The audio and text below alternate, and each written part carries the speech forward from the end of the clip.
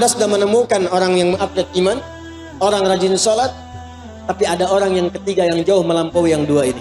Sudah imannya bagus, sholatnya rajin, yang ketiga dia gemar berbagi. Alladzina yu'minuna bil ghaibi wa yuqimuna as-salata wa mimma razaqnahum. Gemar berbagi. Disebutkan bahkan di Quran surah ketiga ayat 134 menyifati ciri takwanya, bahkan berbaginya nggak tanggung-tanggung, nggak ngitung-ngitung. Bukan saat ada berbagi, saat sempit pun dia meninggalkan Anda, bukan. Kata Allah, alladzina yunfiquna fis sarra'i wad-dharra'i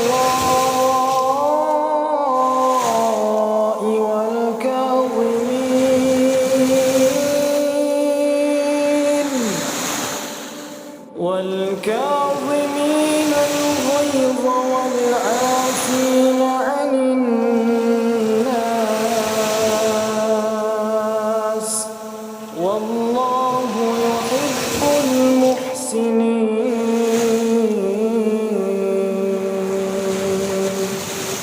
Kalau Anda menemukan teman seperti ini, maka dia punya kriteria yang mengungguli dua yang pertama. Ambil sebagai teman. Kenapa? Karena dia akan bersama Anda saat sulit dan bahkan saat senang. Ada teman kalau Anda senang, dia datang. Anda sulit, dia pergi. Dan banyak yang sekarang begitu.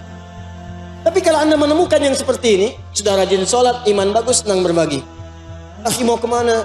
Saya ke Majlis Ta'lim saja. Mau kemana pakai Grab? Aneh yang bayarin. Ada pembagian buku tuh, sana dijual. Tenang aja, aneh ada rezeki. Besok kemana kita? Aduh, nggak ada nih, tapi kayaknya kita bisa minta petunjuk, bisa minta petunjuk. Anda bayangkan dalam keadaan sempit pun dia ngasih referensi. Itu teman luar biasa. Ini kisahnya banyak, Pak. Jadi ada 2-3 orang sahabat. Ini kisah orang-orang soleh, salafus soleh di masa lalu. Ini menarik ini. Ada seorang teman, bertiga sebetulnya mereka, sahabatan. Udah iman bagus, rajin sholat, rajin infak. Tiba-tiba tiga-tiganya ini sedang punya persoalan. Satu orang punya uang, kalau kita 1 juta lah misalnya itu, dipakai untuk kebutuhan dia. Tiba-tiba temannya datang, si A, yang B yang punya.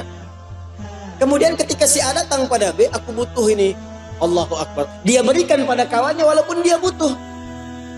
Ternyata apa yang terjadi? Si A ini mengambil kemudian uangnya, ya tanpa disadari datang si C kepada si A. Aku butuh nih katanya. Ya, A pinjam ke B. A sudah dapat, si C datang ke si A tanpa tahu ke si B, ke si A dulu. Aku punya kebutuhan nih. Si A yang baru minjam ke si B tadi, teman-teman sekalian, karena temannya dia butuh, maka dia berikan pada temannya. Dipraktekkan ayat yang sama. Wa yu'thiruna ala anfusihim walau kana bihim khasasah. Maka diberikan pada si C tanpa pikir panjang. Nih, aneh ada rezeki. Padahal baru minjem dari si B. Si B yang uangnya dipinjam oleh si A tadi, karena merasa ada kebutuhan datang pada si C. Dia nggak menyebutkan uangnya dipinjam, dia cuma katakan barangkali antum ada kelapangan rezeki, anak ada punya kebutuhan, nilainya sama 1 juta juga. Di si A minjam ke si B, si C ke si A, si B minjam ke si C. Si C pun tanpa pikir panjang karena punya sifat ini, diberikan langsung seketika. Tiba-tiba mereka kumpul bersama. Ketika kumpul, tadinya bisik-bisik, ngobrol, kebuka akhirnya. Tiga-tiganya cuma putar-putar di situ aja. Akhirnya tiga-tiganya hanya tertawa. Kemudian mereka bagi sesuai kadar kebutuhan masing-masing. Bagi 3 pada akhirnya.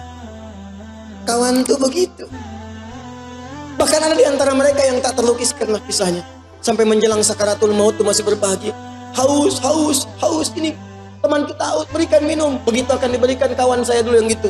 Diberikan pada dia dulu, sampai putar-putar. Begitu akan diberikan pada yang pertama sudah meninggal, syahid. Yang kedua syahid, ketiga syahid. Semuanya syahid tanpa ada yang menangguk minuman di antara mereka demi untuk kerabatnya.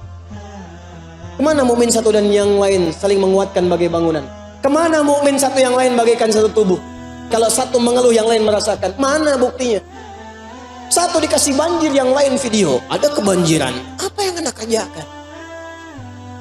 Bahkan yang menarik sekarang, tetangga kebanjiran, yang satu mancing. Banjir ya Pak? Di mana?